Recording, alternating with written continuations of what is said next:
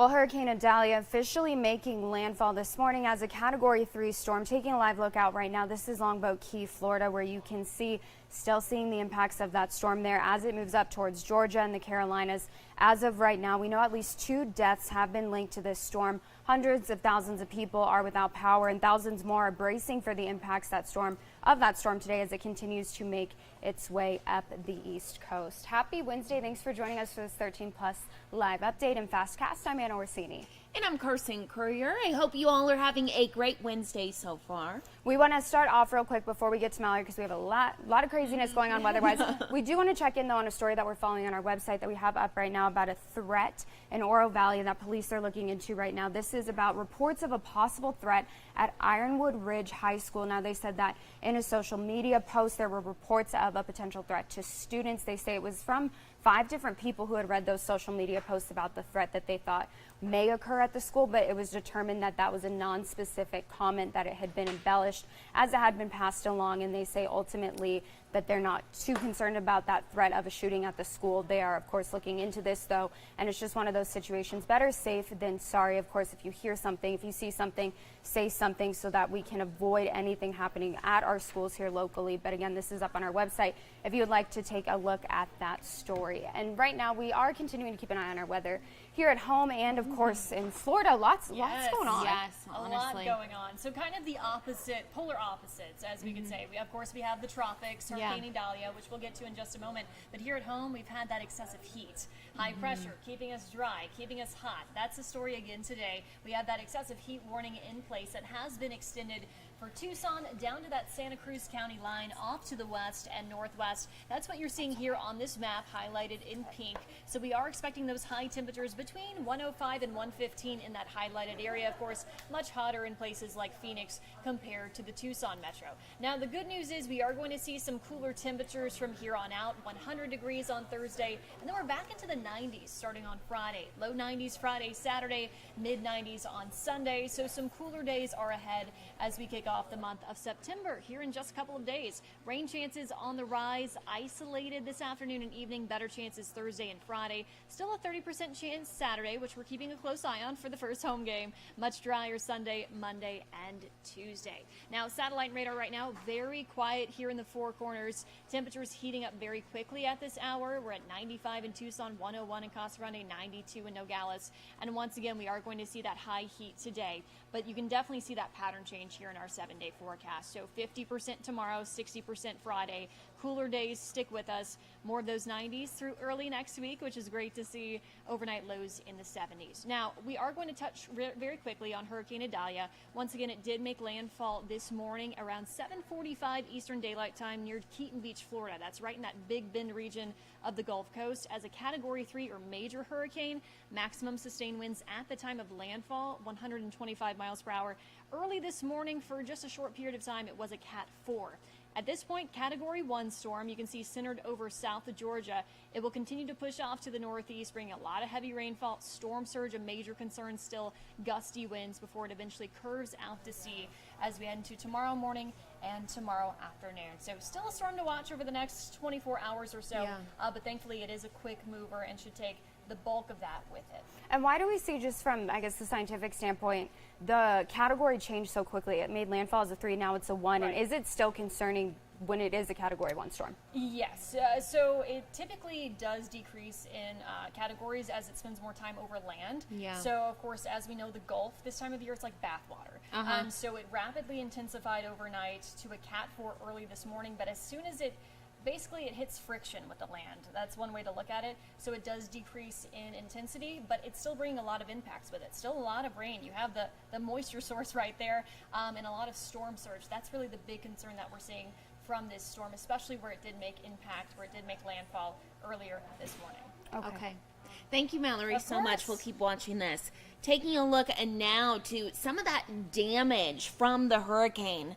This is from Cedar Key, Florida. Just take a look at all of that water from the ocean on land. You can see some of it coming up to windows at a point. Extreme flooding in the area, debris all over the roadway there. Again, this is in Cedar Key, Florida, and it's hard to tell where the beach even begins or where it ends because so much water is there. You can see all of the fallen trees, branches, and parts of this neighborhood literally underwater. Yeah, very scary scene there for people who aren't used to storms like that. And another big concern right now is, of course, the recovery and the money it will take for that recovery. Between this hurricane, the tropical storm in California, and the fires in Maui, there's a huge need for funding across the country. And FEMA's director is now warning that they could actually run out of money by the end of the month without more funding from Congress. So we are expecting to hear from the president here in about 10 minutes. He'll be giving an update on the response to the hurricane as well as the wildfires in Maui, and we'll be bringing you that live as soon as it starts. We'll be carrying that special report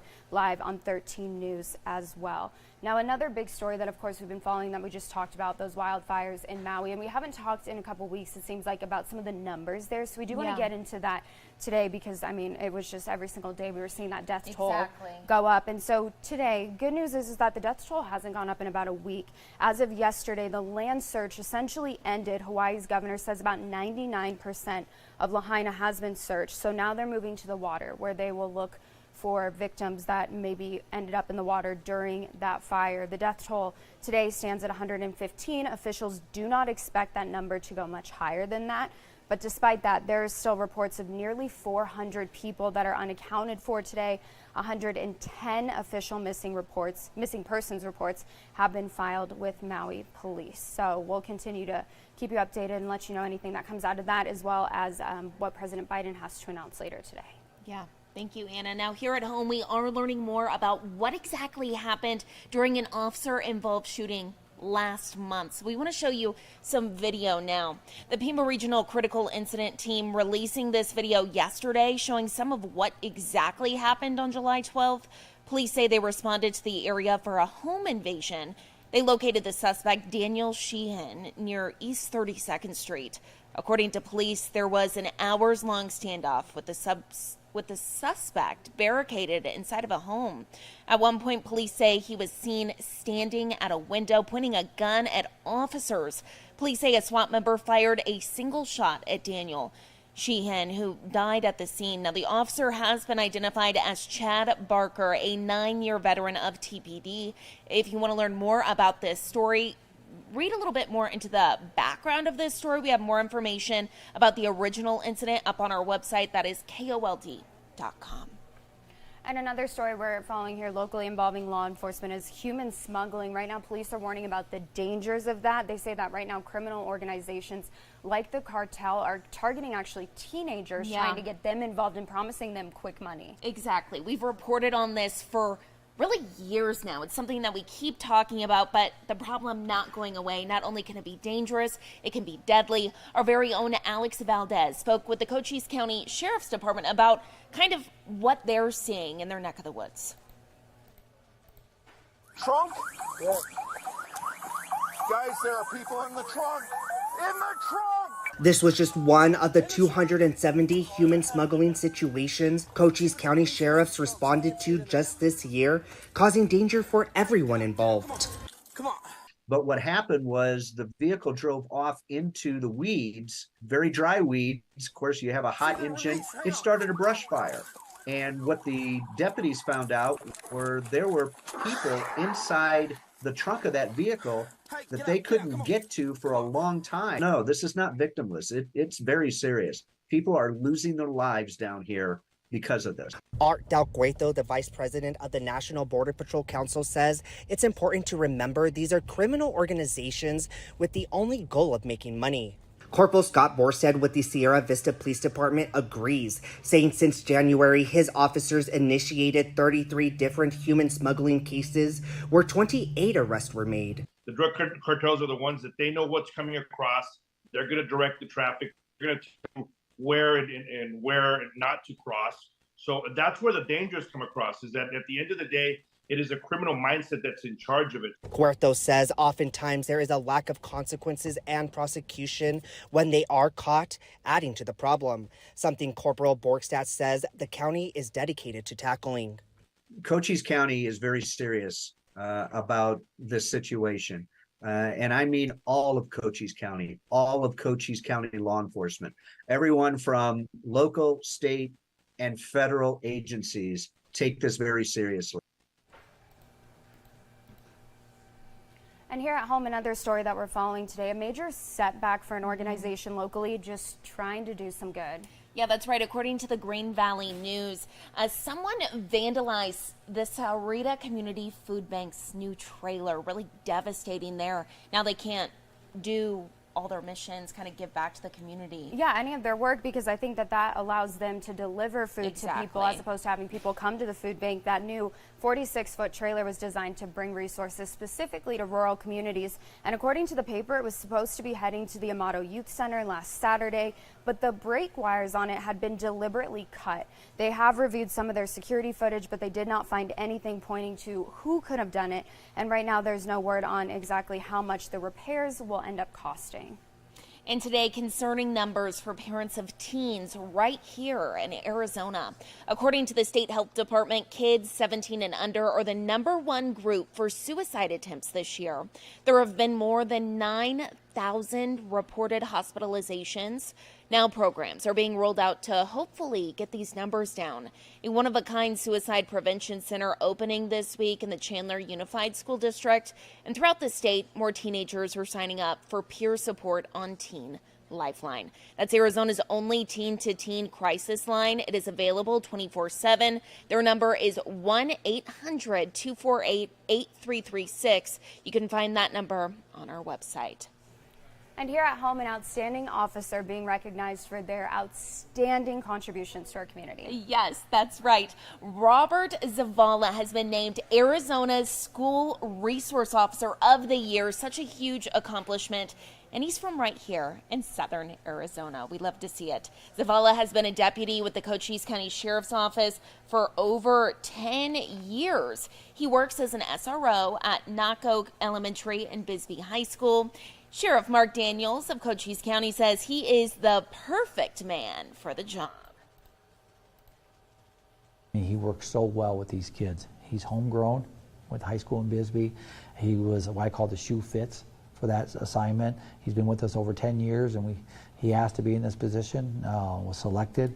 So and let me just tell you, he's done remarkable things. Congratulations to Officer Zavala, and a big thank you to him for keeping our nominated kids him safe. Yeah, definitely a big thank you to him. That it takes a lot of bravery, and also just knowing that he's somebody locally, so he knows the school, he knows the kids, the community. Very cool. Such a special position. Yeah, very, very cool. Well, switching gears to a sweeter story, a wildlife conservation group has 2 new babies, and they need your help naming these little guys. Let's go ahead. So cute. So cute. I mean, if I encountered them in the wild, it would be I hard. said the same It would thing. be really hard not to touch them, because look at how cute they are. These 2 little cuties are at the Southwest Wildlife Conservation Center in Scottsdale. They were actually found by Game and Fish after their mom died. They were extremely hydrated and only a few weeks old at the time. You can see they're doing a whole lot better now. Look at him, he's cuddling with the it's a lion cuddling with a tiger. I mean, does that get any cuter? So cute. I know, but they do need names. They're 2 brothers, and the sanctuary is asking for your help. Yep, that's right. So here are the options: Alpine and Apache, Echo and Dash, and Zion and Bryce. Now, my personal favorite is Echo and Dash, but earlier this morning we were actually talking about this, and we're like, can we switch them? Like, could we do like Alpine and Dash, or are they like a duo deal? I think it's a duo deal. I think it is too. I like Alpine and Apache. I just think that's very cute, very Oh, Arizona names, like yeah. the little A team. And there's just, I mean, you can't go wrong. They're cute Well, regardless. You exactly. can name them whatever, and it wouldn't matter. Exactly. So cute. It's such a good story that now they're doing a lot better. Oh my goodness, Look at the blue eyes. Can you? I can't get over it. Well, you can vote yourself by heading to southwestwildlife.org. You have until September 9th if you would like to weigh in on their names. And one last time, you guys, we want to take a live look back out at Longboat Key. This is in Florida again after the hurricane made landfall there this morning as a Category 3 storm. Now moving out, heading towards Georgia and the Carolinas, but still seeing the impacts and the storms there. And looking at the video that we saw earlier in our FastCast, the storm surge, unless you've seen something like that in person, it's hard to believe. Yeah, very hard to even figure out where the ocean begins and where it ends, as you could see from that video. But we are hearing that a large amount of the impact is being seen in the Carolinas right now. So we're going to continue watching this, tracking this storm for you. Again, the president is expected to speak here shortly. I believe that was scheduled for 10:45, so we're going to be watching that as well. When the president does get to the podium and start speaking, we'll show that on 13 News, bring you the very latest updates about his response to this. And thank you all so much for watching. Tune in at 2:30 for more news and weather right here on the 13 Plus FastCast.